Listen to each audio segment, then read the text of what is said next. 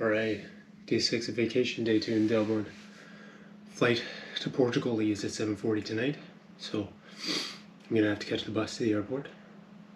And other than that, I don't have much I want to do today. I have kind of 4 things. Leprechaun Museum is number 1, I gotta see that.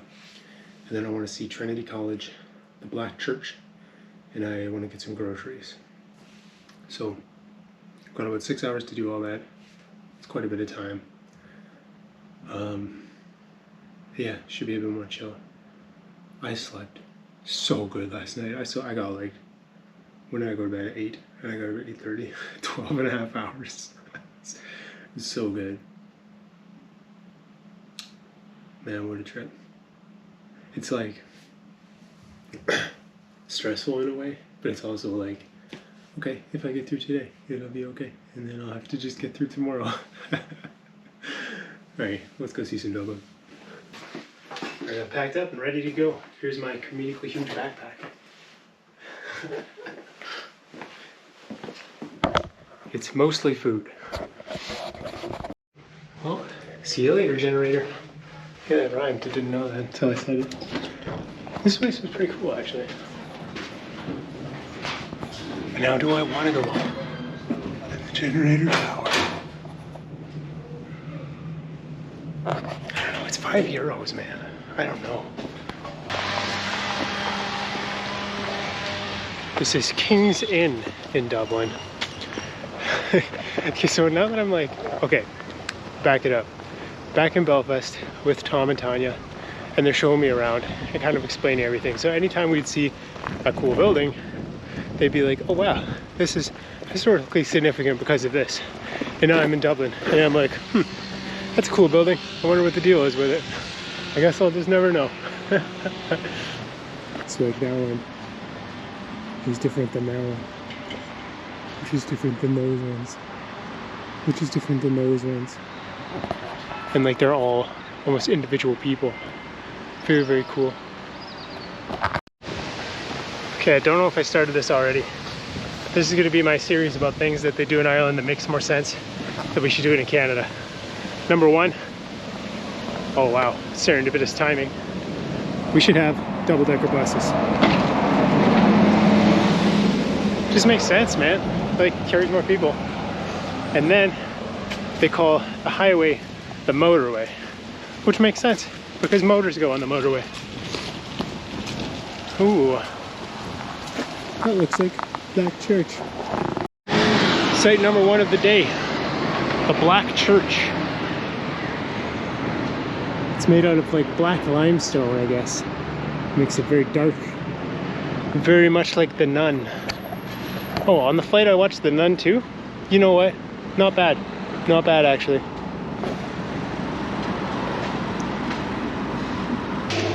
So the local legend of the Black Church is that if you run around it 5 times, you summon the devil.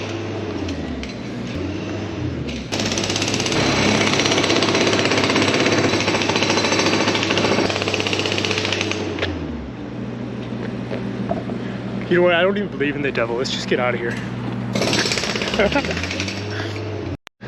Pretty cool though.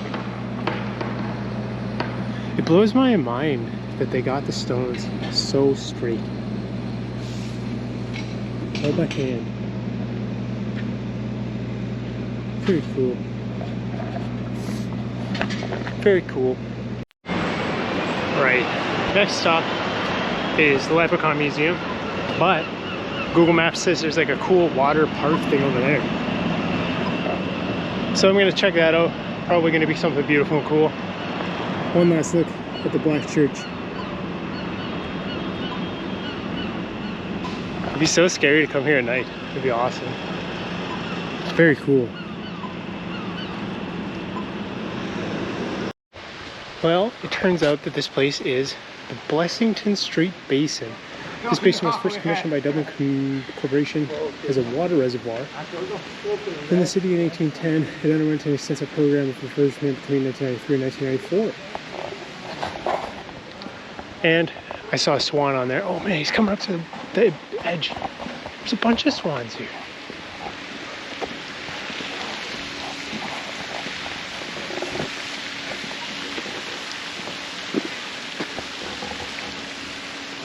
so big. It's like as big as me.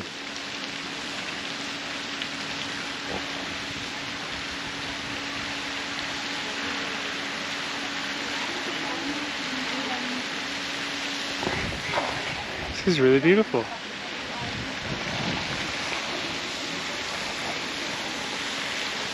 All the little baby swans hanging out. So cute. All the little pigeons over there. So cute in their own way. It's like a bird hangout spot. Very cool. Alright, I'm gonna do a lap of this place and then go check out the Leprechaun Museum. There's a crazy amount of pigeons. And look at all the swans. There's a crazy amount of birds. Sean would love this place.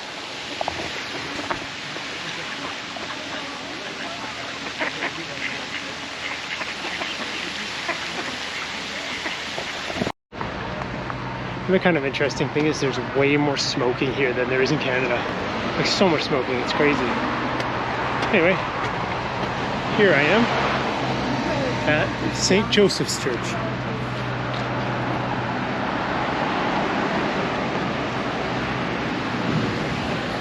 Looks pretty beautiful. I wonder if I can go inside.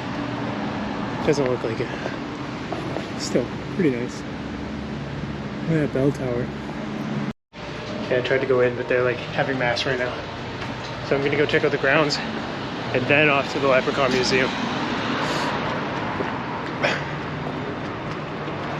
Oh, this doesn't even go to the grounds. Just goes to the parking lot.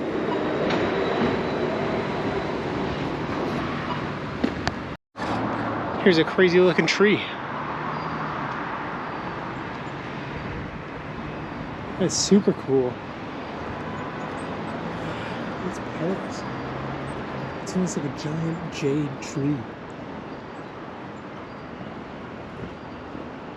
Oh, that's cool. I saw a baby version of that over at Balustrada, but I didn't know it got that big. That is so cool. Alright, it took me forever to find the museum. Found it.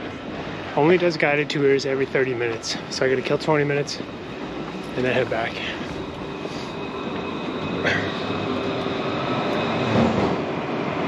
Downtown Dublin. Alright, something else that England does, or Ireland does, that Canada should do, is like the tax is included in what you buy. So something is like €5.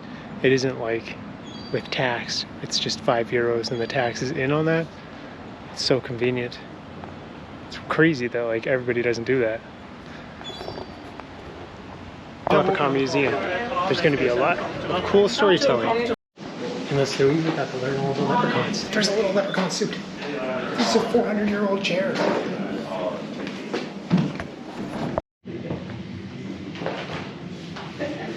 Well, we got to learn about leprechauns and Finn McCool and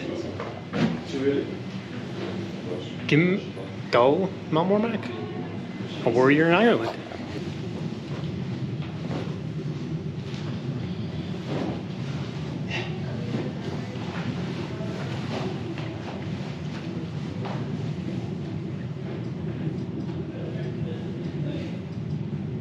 That's a cool one. Awesome. Thank you so much. Show them more.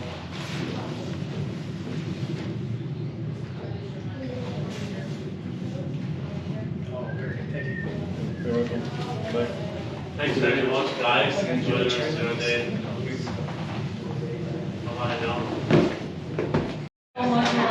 It's not very well lit, but there's like a giant cupboard in here too. That's pretty cool. So that giant fish in Belfast that I was hanging out with, I guess is the fish that gave Finn McCool his magic powers, which made him really strong. And then at the causeway, he went through all those rocks over at the Scottish giant. So it's all coming together here. Now the fairies, okay, the leprechauns, I guess, are the cobblers of the fairies. And that's why, okay, I'm gonna back it up more. The fairies are like really impulsive dancers. So anytime they hear music, they dance. And that wears out their shoes, so they need cobblers, which is what the leprechauns do. They cobble the shoes for the fairies, which is why they have so much gold, because they're selling shoes all the time. So that's the deal with that. Now most where am I going here? Where am I going? The leprechauns, who would usually wear brown with little red hats, and their little red hats would give them magical powers, were kind of like the normal leprechauns. And then the king leprechaun was green. And they would live, well, all the fairies would live inside of the hills of Ireland. It's pretty cool. I learned a lot on that. I wish I did that first. It would give me a lot of context when I was up north. Anyway, I am on the quay again, heading over to Trinity College. Man, that Leprechaun Museum is so cool. So they were talking about how like oral tradition was really big in Ireland with the farmers because no one could read at the time. And so that's what that was, is they were kind of like trying to redo the storytelling elements or kind of do some oration there. So you couldn't really film in there. And like, in some sense I'm glad I didn't, because it felt really genuinely like a temporal moment in which, you know, this is the story and this is the place. So it's kind of cool.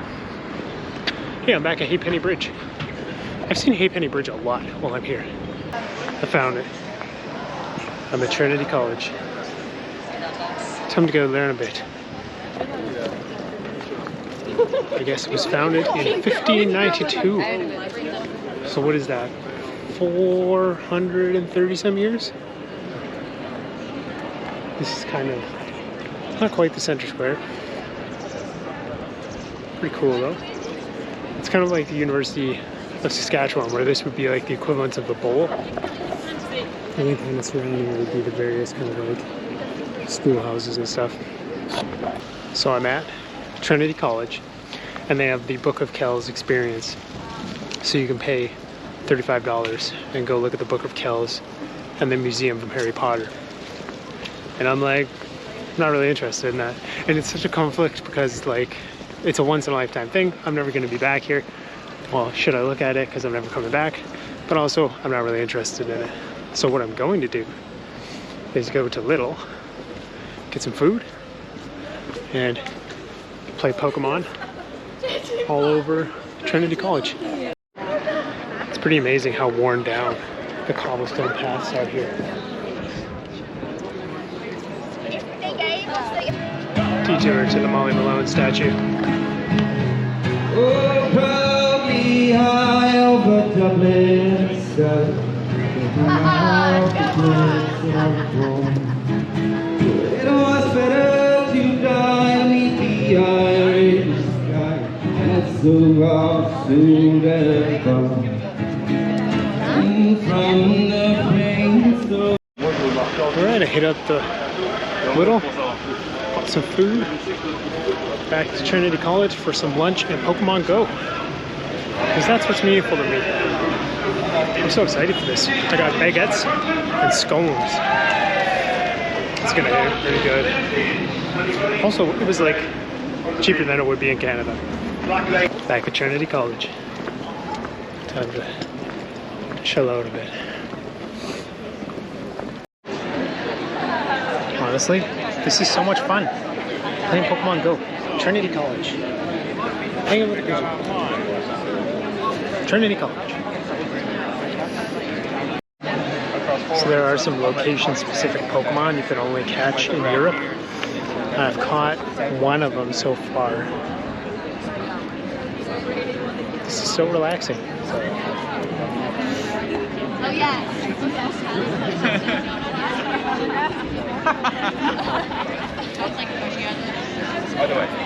Don't even think about it.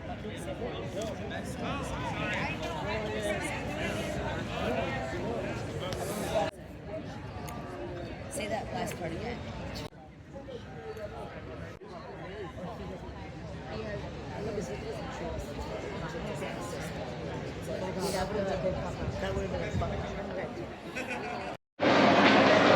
For Trinity College, it's been a slice. I'm gonna head over to St. Stephen Green, and then I gotta catch the bus.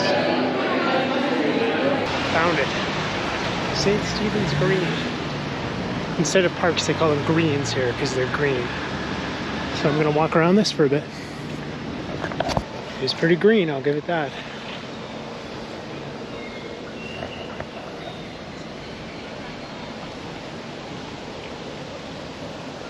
Well, my last time crossing Halfpenny Bridge. It's been a slice, Dublin. Right, it took me forever to find my bus stop. The streets aren't labeled, the bus stops aren't labeled. I had to find free Wi-Fi, get a GPS drop, and then walk over here and wait. This was beyond stressful. I'm waiting for the bus in downtown Dublin. Waiting for the bus in downtown Dublin. Why are airports so stressful? I did it. I made it on the bus. Not having data has been a nightmare so far. But at the same time, I've made it like 6 days. I feel like I should ride this out. See you later, Dublin. Oh my gosh, I misread the time on the flight. I thought it was 9:30, but it's actually 7:30. So I am like late for this. It got delayed on the way here, so I am booking it, but drama.